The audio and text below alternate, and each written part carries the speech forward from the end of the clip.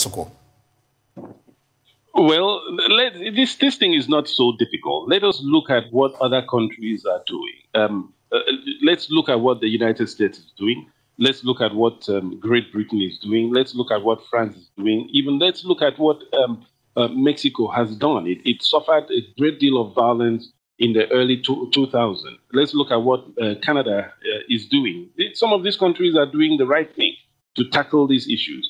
And then let's come back home and compare what is happening in Nigeria. It's going to be exceedingly difficult to tackle the issues of banditry, which has become a catch-all phrase for kidnapping, for murder, for rapes, for carjacking, for home invasion, for theft, for armed robbery. It's become a catch-all phrase.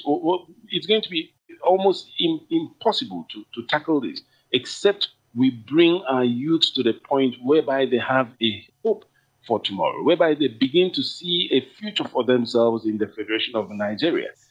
If a person is promised an education in Nigeria, and after that education, there is an expectation that they will have a job. If a majority of the people coming out of the universities, which is shut down, most of them are shut down anyway, and having gone through 1 year of national service, which is the youth service to Nigeria, and then after finishing all of this, they are moribund at home. They are just jobless. It's you know the idle mind is the devil's workshop. If you don't have people who are engaged, and all through their lives they've been engaged academically, you have a problem.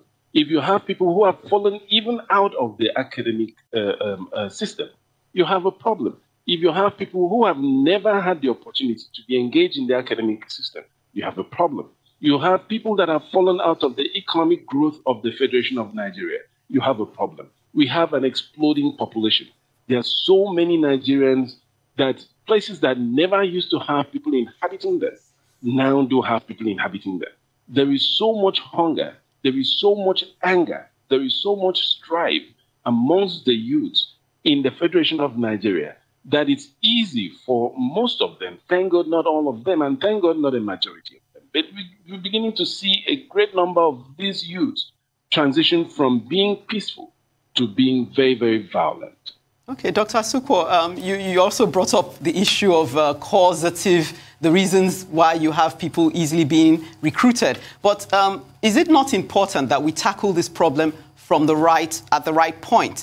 You mentioned local policing, and we know that in one of the cases where they tried to abduct again, a week after the Kankara incident, they said that it was the local police, or vigilante sort of community group that stalled that. So, but some have said that if you go towards local policing without putting in the right checks and balances, it may resort to a kind of vigilante situation where you will only aggravate the situation. So is it not important that we tackle this thing correctly and systematically so we're not reacting, so to speak? Well, I'll put it this way. A few years ago, they said that the credit card industry will never succeed in Nigeria because you are going to have people defraud the bank. You're going to have people steal money from the ATM. You're going to have people defraud other users of the ATM, and point of sale machines will not work in Nigeria. All those things, when it was actually put into practice, proved that all these allegations and fears were false and were wrong and never did materialize. Well, we have tried the federal method of policing. I don't think there is any meaningful or serious debate as to the fact that it has not really succeeded. Let us give another look at local policing, and let us, at the point that we give the second look, really look at the laws that will govern local policing. I do admit that there are genuine fears that the local police force might be hijacked by some local politicians. Well, it is also said that at the federal level, some very powerful politicians have been able to hijack the federal police force. So these same allegations are already playing out with the federal police force. There might be some level of misconduct at the local police force. Well, there was a high degree of misconduct at the federal police force level, to the extent that there were riots and complaints earlier in the year leading to the scrapping of SARS. So these things should not keep us from actually taking a second look. I'm not suggesting that we need to create a local police force immediately, But let's look at it and see how it will play out in the Federation of Nigeria for the benefit of the Republic of Nigeria, and most significantly for the benefit of Nigerians, including yours sincerely, and you as well, and every other person that is in this country. Before we let you go, Dr. Asukwo, well, you briefly mentioned people not going to school, out of school and stuff. Well, ASU has called off strike, but with a caveat. They're saying by February, if government reneges on their agreement, they will go back to the trenches. Why is this such an intractable problem? What's the way out? Even the NASU, by the way, are threatening to go on strike.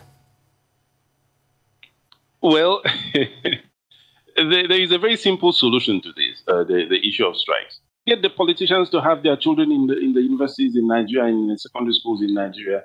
No serving politician in whatever capacity should be allowed, permitted to take their children outside of the Federation of Nigeria. Let them enjoy a fantastic educational system. If you really look at what these folks are striking for, it's not necessarily an increase in their salary, an increase in their emoluments, an increase in their benefits. It's just, these are things that will help to improve the educational system of Nigeria. Dr. Asukwo, we'll have to leave it there. I think you hit the nail on the head there with your last statement. We'll have to agree with you on that.